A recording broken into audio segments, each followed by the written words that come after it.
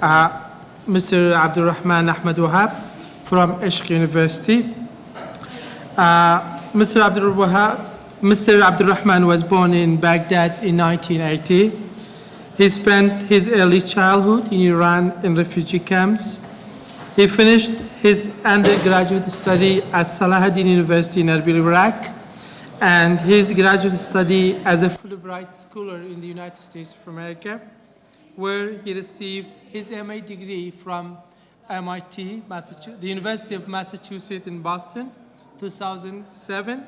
Since then, he has been teaching English at several universities, including Salahuddin University, Jihan University, Soran University, and Ishik University.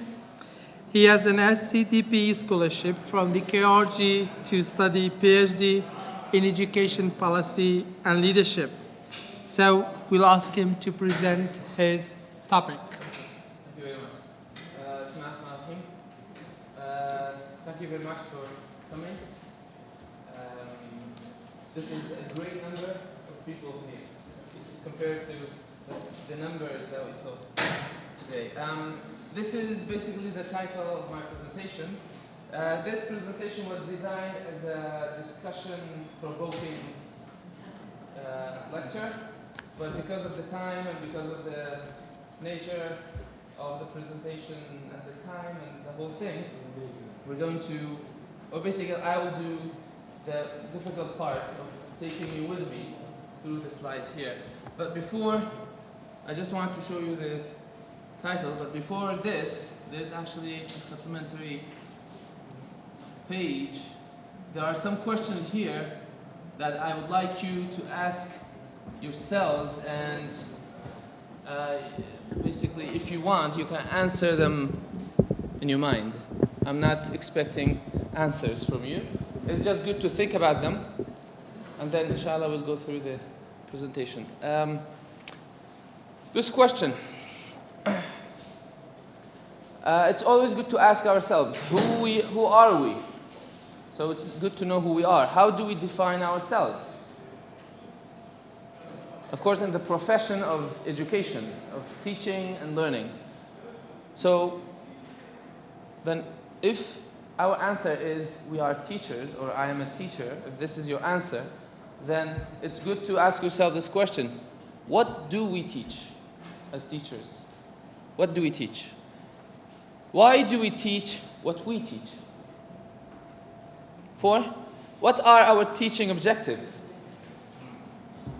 5, what is literature? If you are a teacher of literature, then this question is specifically for you. What is literature? Why do we teach literature in universities and in colleges or in schools? Why do we teach literature? Why do we assess and evaluate? So this is basically for all teaching, not just for literature, but why do we assess and evaluate when we teach? Who do we assess and evaluate in the process of evaluation? What do we assess and evaluate? 10, do we feel that the level of formal literary education is decreasing? Do we have this feeling? 11, do we feel that what we do doesn't help our students or us as teachers? Do we feel that whatever we do, which is we say we teach, do we feel that it's not really working, or we feel there's something wrong? These are some questions. It's important to contemplate on these questions, but because of the time and all, I'm not going to discuss the answers with you, but hopefully, inshallah, this presentation will help answer parts of those questions. The presentation focuses on these concepts: change, way, method, teach, and literature. So in a way, if you're not a literature major, if you're not interested in literature, maybe you're interested in change, way, and teach, which still can help you. The first question, what do we do? what do we do? Who are we? If we ask ourselves this question, who are we? How do we define ourselves? Of course, basically as teachers. Why do we do what we do? Maybe your answer, those who are teachers, maybe the answer is we say, we teach. That's the answer. What do I do? I teach. And I'll try to analyze this word, this sentence. We teach. At least it gives two answers. There are two approaches to define this term, teach. The first one is basically what we are familiar with in Kurdistan and in Iraq, which is we usually, and of course, by the way, I've looked into the course description of some teachers of literature, general teachers, and I've discussed this idea before with other teachers, and usually I've received these in their answers. Usually the answer to this question, we teach, means, I get this most of the time. They say we tell, or we give, or we write, or we explain, and other things, of course, other verbs like this. We do these to students, we tell students, we give students, we write to students, or we explain to students what we know.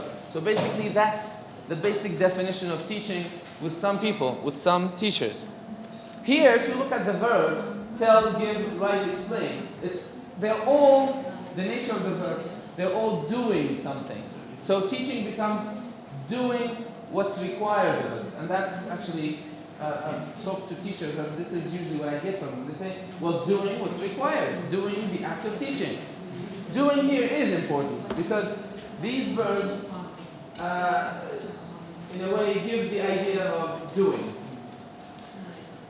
In this definition, if we consider teaching as these, then teaching becomes an end in itself. So teaching, the action of teaching is the end, it's the objective in itself.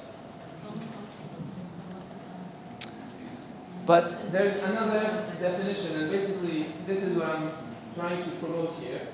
Another definition to we teach. The definition is we do what we do to help students become better at expressing their ideas and feelings verbally, in writing, creatively, and then we mark and assess their work in progress. So there is another definition that it changes the focus from doing the actions of telling, writing, explaining, and those things into helping others do what they need to do. So in a way, the definition of teaching changes from doing the required work into making learning happen. So in a way, instead of doing something, we need to change our idea into helping others to do something. So it's not the teacher who does, it's the student who does. Basically, this is the definition that I'm trying to promote through this. In this definition, teaching is not an end. Teaching is not the purpose. Teaching is not the objective. Teaching is just a means, just a tool, just a way for another end. So teaching itself is not the thing. There's another thing that we get through teaching.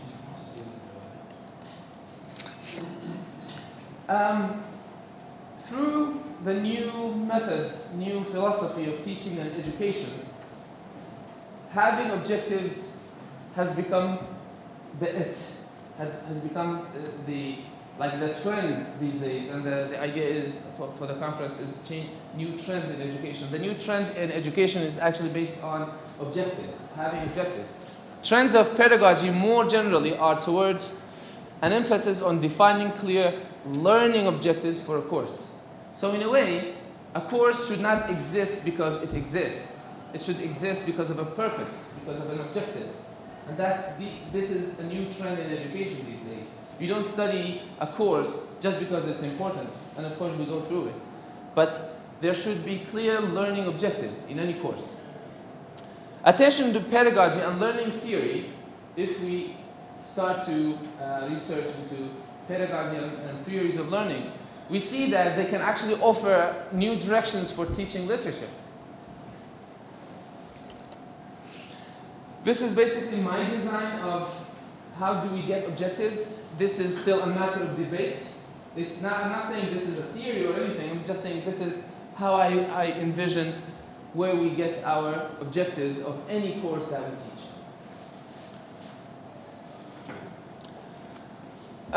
We have a bigger circle. We have a middle circle and a small circle. There might be other circles. As I said, this is still a matter of debate, a matter of discussion. It's still there to discuss. It's important for any educational institution, it's important for any classroom, any subject that we study to consider these levels of objectives. First of all, it's important to consider life objectives. There are objectives that are related to life, regardless of the academic discipline, regardless of whether you study mathematics or you're studying fine arts, you're studying music or you're studying medicine. It doesn't matter because there should be life objectives in any course, any educational institution that we establish and we promote. And a smaller circle of this is the institution's objective, like the university objective or the department, academic department objectives. Of course, as you see, the second circle is within the first circle. So a university cannot exist with objectives that are outside of life objective of the environment in which it exists. For example, we can think about this. What is one major need in the life of Kurdistan that we need to achieve? Maybe one of you can give me just an answer. Security. Security is an objective. So security might be like in the physical security of being and food security, like living security, like learning security, knowledge security. So in a way, security is a major objective in Kurdistan. So any educational institution should consider security as one of its objectives, because that's the objective in life in Kurdistan. So, and then of course, interpretation of what is security and how do we do this, it depends on the different institutions here, but security should be a major objective. Do we have this objective in our institutions? Maybe. Yeah? Okay. So, 10 minutes? Oh, come on. Okay. The department, any department should actually derive its objectives from life objectives, and each individual course should also derive its objective from the department and the life objectives. Before we leave objective a little bit, we come to the subject of literature. What's literature? First of all, can we define literature? There is still debate about whether we can define literature or not, or whether we really need to define it or not. But still, can defining and understanding the nature of literature help the way we teach it? Do you think that we teach mathematics in the same way that we teach literature? Music in the same way that we teach sports? It's a subject for discussion. But it's important to think about the nature of the subject that we're teaching. How does the nature of literature affect the way we teach it? If yes, there's a difference, then we should teach it in a different way. If no, then there are major things that they share. So the nature of literature, the philosophical discussion of it, can help the way we teach literature. But at the same time, if we go more specifically into what literature is, we can say literature is the written art, like for example, fiction, non-fiction, poetry, drama. The common literary texts. Also, cultural material that still in Iraq and Kurdistan, they're not included, like for example, film and television and other things. So when we say we teach literature, what do we really teach? Are we teaching texts, like for example, great books of English literature, of American literature? And this is basically what we do. Like for example, we study the major figures. Like Shakespeare is always a main dish, right? And so this is like the canon, the literary canon. Historical periods, are we studying this? For example, you say 19th century Victorian poetry, 17th century drama, something like this. Okay, so it's like, are we studying historical periods? Are we studying vanguards, like the major writers, as we said, like Shakespeare, like the other writers? Are we studying, when we say we teach and study literature, are we studying content, theme? Do we study, like, we read and teach literature for pleasure? Do we discuss the politics of the text? Do we study literature for the politics? For politics, I don't mean like partisan politics. I'm talking about like feminism, racism, like cultural, history and those things. Are we studying literature for philosophy and to have philosophical discussions? Also, do we teach skills by teaching literature, like reading, writing, speaking, and comprehension? Is this the objective, really? What about progress of competencies? Like, for example, do we study literature, do we teach literature for the sake of learning, to help us how to learn? Is it to help us increase our thinking abilities or our reasoning abilities and similar competencies? Of course, it's always important to think of Bloom's taxonomy of learning objectives. These objectives there are always important to exist, especially in college level. The last objective should always be there, and they should be the real objectives of any class. Why do we teach literature? Again, if we take this question generally, in Showalter, actually I have the books here that I've used. Let me show you. This is a wonderful text, Teaching Literature, Elaine Showalter. This is a study interviewing and discussing the ideas with many different professors of English. And she says that you could feel that from most answers you can get this. They say literature is important not only in education but also in life. So, and then they all talked about the joy teaching and studying literature brought to their life. So there's always life here. And if you remember the life circle of objectives. But let's wait. We're talking about objectives. Whose objectives really? The teacher's objective or the student's objectives? Right? When we say, okay, we need to have objectives in teaching any subject, especially literature, in order to answer this, it's always good to go back to our definition of teaching. Is teaching doing actions, or is teaching helping others to do actions? If our first definition, teaching is doing whatever is required, then automatically the objectives are your objectives. As a teacher, I like this, not the students. But if I'm thinking in my teaching, I'm thinking of students' life and what students need, then actually automatically I'm thinking about students' objectives.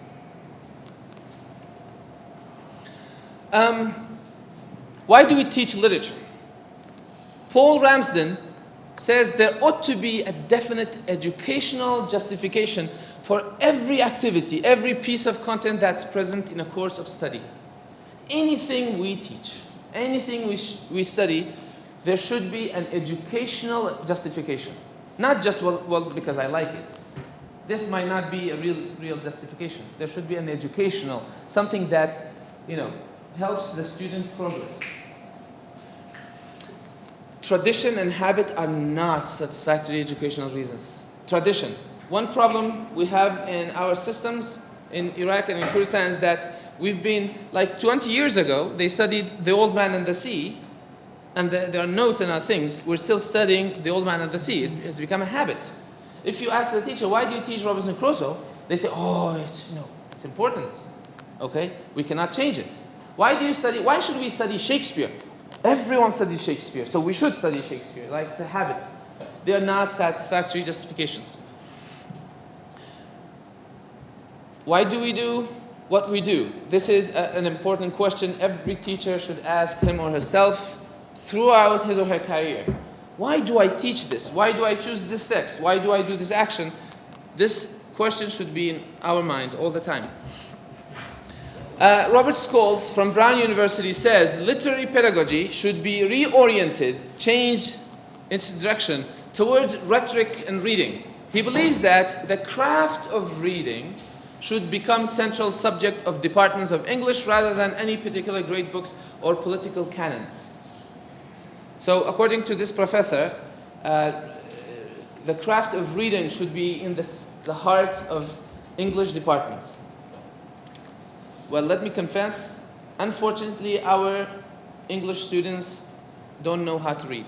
And by reading, I don't mean that you just read the words at Kristen, Oliver, whatever, you know. This is not reading. For example, personally, I give short text to students. I give them a week, they come back, they say, well, teacher, I read it, but I didn't understand anything.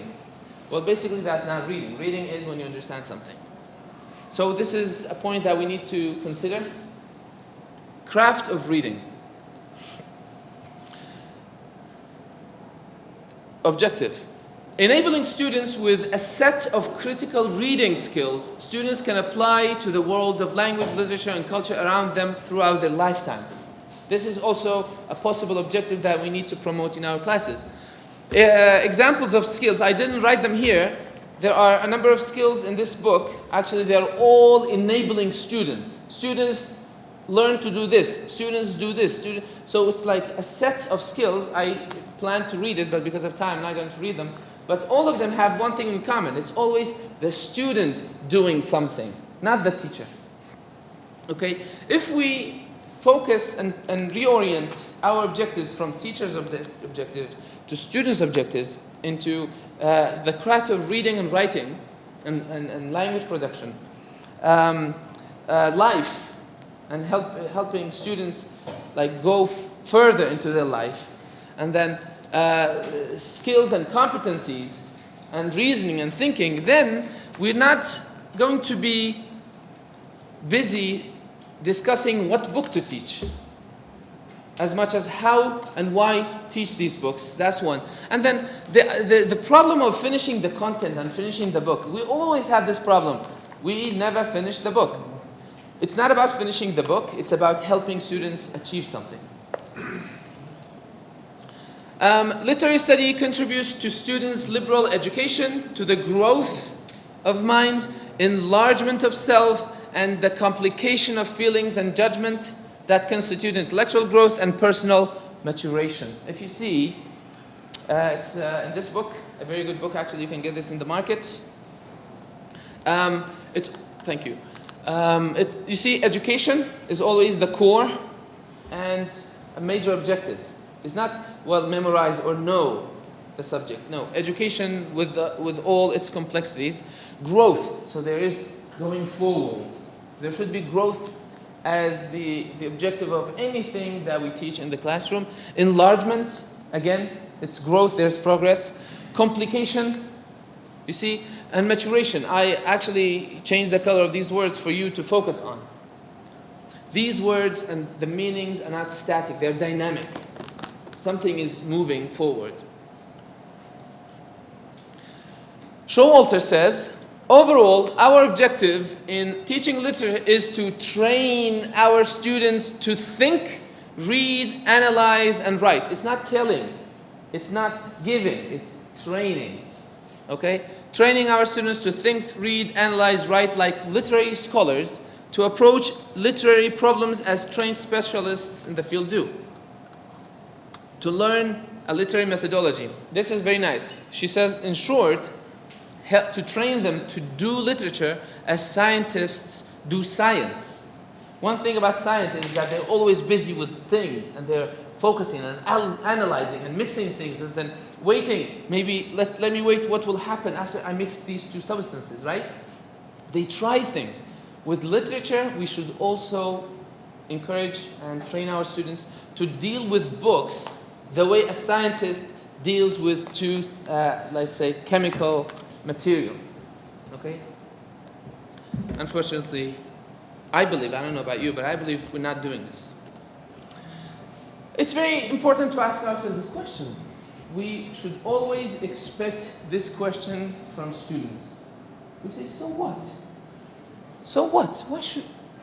Why should we study this? Why should we study literature? So what if we don't know literature? We don't study literature. Okay? A hypothetical question from a student, and a discussion between a student and a teacher. A student might say, why do we have to study this stuff? Why do we have to study Shakespeare? I remember I asked this question. Why do we have to study Old English in departments? Why do we have to study The Old Man and the Sea? Why do why do we have to study sonnets and Geoffrey Chaucer and those things? But the problem is, usually the answer is because it's required. The teacher gives us this answer. Well, it's in the curriculum, and then we have to study it. Actually, this is not an answer. This is, as teacher, we shouldn't really give this answer. Okay, because it's, it's very important for teachers to create connections between the student and the material. We have many different options how to create this connection. We can use force, or you can use engagement. Which one do we use as teachers? Do we force a student to learn? Wallah, if you don't learn, I'll bring a question for you in the exam. Something like this. I will not let anyone pass. Is it force, or you encourage people to learn? I don't know. It's up to you. Either you use threats, as I said, or invitation to learning. Which one, as teachers? Without threats, it's impossible. Motivation. They should read in order to pass the exam. Well, the idea is we need to change this and have a new trend in education. Invite people into knowing and, into basically wanting to know the subject. Actually, I use the, that's why I'm making this argument, because I understand that, I'm trying to choose the best. There's never threat, there's never force. And important versus interesting. You say, we study this text because it's important. Shakespeare is important. He is the father of English drama. Okay? Daniel Defoe, he's the father of English novel. Do we do this? Or we make the text interesting. Which one do we use? Thank you. I have to surpass it. I have to surpass it. But I'm doing my best. 1 more minute. You can get, no problem. 1 Iraqi minute. You can conclude. 1 Iraqi minute. Conclude. Thank you. With 1 more minute. No Okay. more than that, Okay. because Solutions is to create connections, and teachers' enthusiasm about the text is not enough. Wallah, I love Shakespeare, so you also have to love it. That doesn't work really because then it will be irrelevant to students' life. What's the solution? Literary experience should exist in relation to everyday lives in which human beings laugh, suffer, fear, love, and die. That's why I said life connection, and then I made the life words into the green color. Whatever we do should relate to students' lives. Okay? We shouldn't be on a planet and students on another planet. The minute's over? Over. Really? Already. Thank you so much. Okay, these are just my last question. My last question. Yeah. This is... So you're asking. No. The question is, I leave it there. Okay. Just ask your question. Yeah. As I said, this is designed in order to create discussion. It's not something that I tell you. I don't have the right to do this.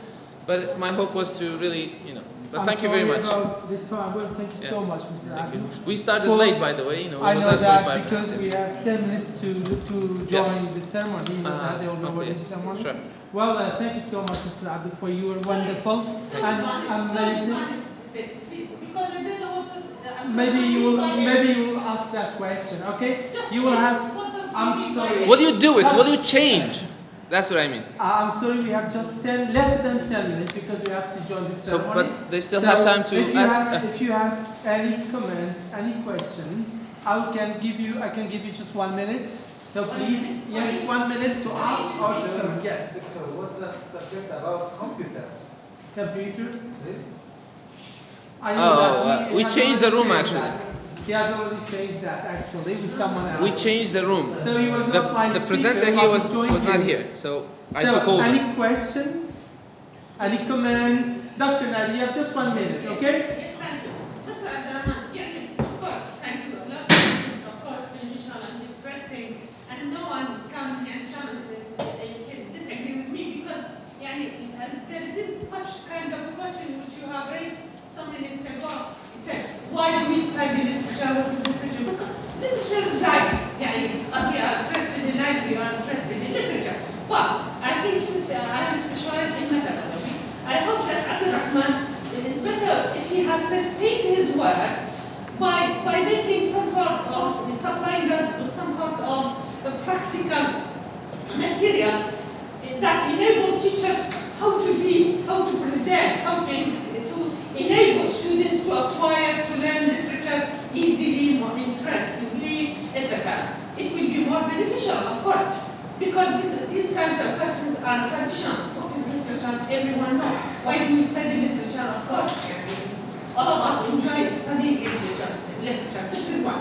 But I'm sorry, that literature classes are not enjoyable. Yeah, That's the problem. I think that it will be more beneficial if you have concluded or supplied us, we as teachers, college instructors, with appropriate techniques, ways that enable college instructors to teach literature successfully and also to enable pupils to acquire literature easily. This is one. Two. Thank you. Since Thank I'm not a you. speaker, I gave you 2 minutes because you're my professor. I cheated. I gave Favoritism, Well, favoritism. Thanks so much, Professor Nadia. She's my professor, actually. That's why I gave you 2 But minutes. one time I cheated. we ate together, you know. I know So- that. We are also colleagues, Abdul. Okay. Well, do you have any comments to her? Actually, I'm actually teaching a class here at Ishik University. It's called Teaching Literature. In that class, I'm doing this.